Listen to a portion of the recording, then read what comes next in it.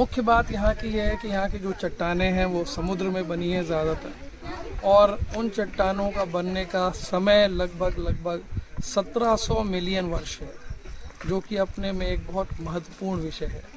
जहाँ पर हम खड़े हुए हैं ये बरगवा एक गांव है, उसके पास एक मंदिर के, और सो नदी के बीच में है, जहाँ पर कि हम जो चट्टानें देख रहे हैं ये चट्टानें एक लाइमस्टोन की बनी हुई हैं, जिसमें ये गोल गोल हमको फीचर्स दिखाई देते हैं।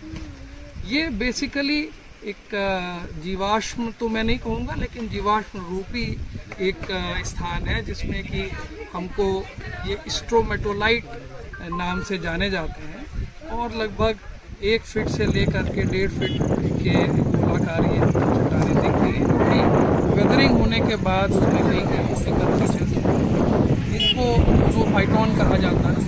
और पृथ्वी पे जो जीवन की उत्पत्ति हुई है, उसका उद्भव हुआ है, उसके शुरुआती दौर में जिस प्रकार के जीवन में वो यहाँ पे प्रेजेंट है। दुनिया में बहुत थोड़े से स्थान हैं जहाँ पर कि ऐसी हमें चट्टानें दिखाई देती हैं। बड़े हर्ष का विषय है कि हमारे सोनभद्र ज़िले के इस छोटे से गाँव में भी एक ऐसा स्थान है जिसमें कि हम इन चट्टानों के बनते हुए स्वरूप को देख सकते हैं आज से करोड़ों वर्ष पहले।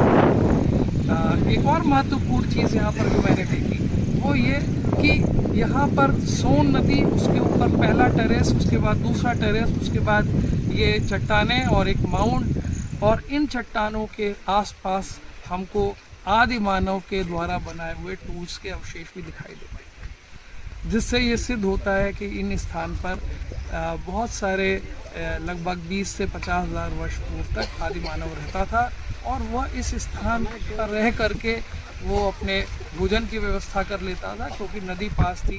वो शायद जानवरों को भी पालता होगा, क्योंकि अगले टेरेस पे वहाँ पर इस प्रकार के स्थान है जिसमें कि हम देख सकते हैं। और सबसे नीचे वाले जो T1 टेरेस है उसमें खेती होती है, आज भी हम देख सकते हैं। तो ऐसे महत्वपूर्ण उपयुक्त स्थान यहाँ पर पाए जाते हैं। पास ही में यहाँ विजयगढ़ का एक किला है, जिसमें पास में ऐसे स्थान है जहाँ पर हमको पत्थरों के ऊपर चित्रकारी दिखाई देती है, और वो मुख्य रूप से किसी आयरन ऑक्साइड जैसे मटेरियल को पीस करके बनाए गए चित्र हैं। और इन चित्रों से भी यह समझ में आता है कि इस स्थान पर आदिकाल से मानव रहता रहा होगा, और उसने अपनी विभिन्न प्रकार की क्रियाओं के अवशेष यहाँ पर छोड़ दिए।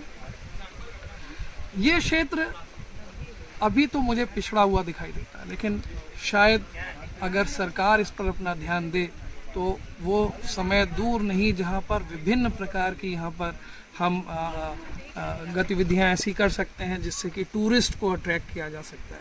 यहाँ पर पुरानी खदानों को छोड़ दिया गया है, उन खदानों में कैंपिंग साइट्स को डेवलप कर सकते हैं।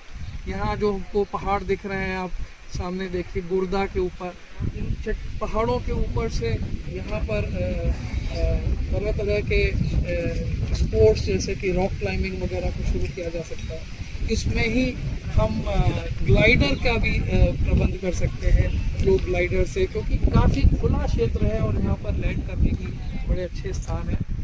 क्योंकि नदी पास में है तो वाटर स्पोर्ट्स को भी हम डेवलप कर सकते हैं, हाई स्पीड बोटिंग वगैरह के लिए।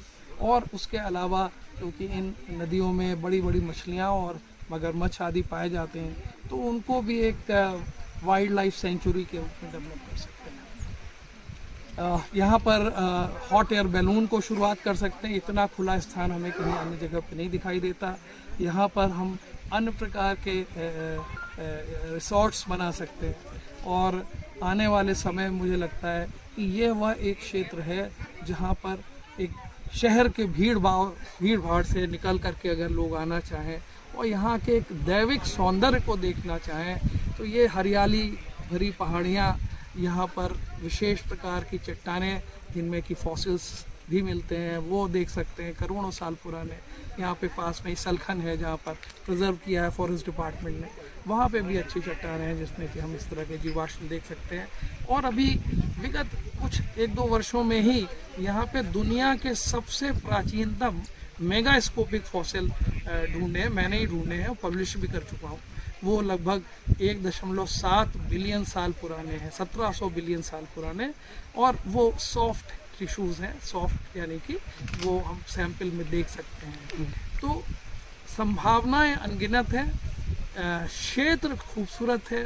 तो यहाँ पर आने वाले समय में मुझे लगता है कि पिछड़ा अभी हम मानते हैं, ये सबसे अग्रणी पूरे प्रदेश का एक ज़िला बन सकता है, और इसमें थोड़ी सरकार को इस दिशा में ध्यान देना चाहिए। बहुत बहुत धन्यवाद। मैं प्रोफेसर विभूति राय, लखनऊ विश्वविद्यालय भूविज्ञान में हूँ, और यहाँ पर छात्रों का दल लाया हूँ, पत्थरों के निरीक्षण और उनके ट्रेनिंग।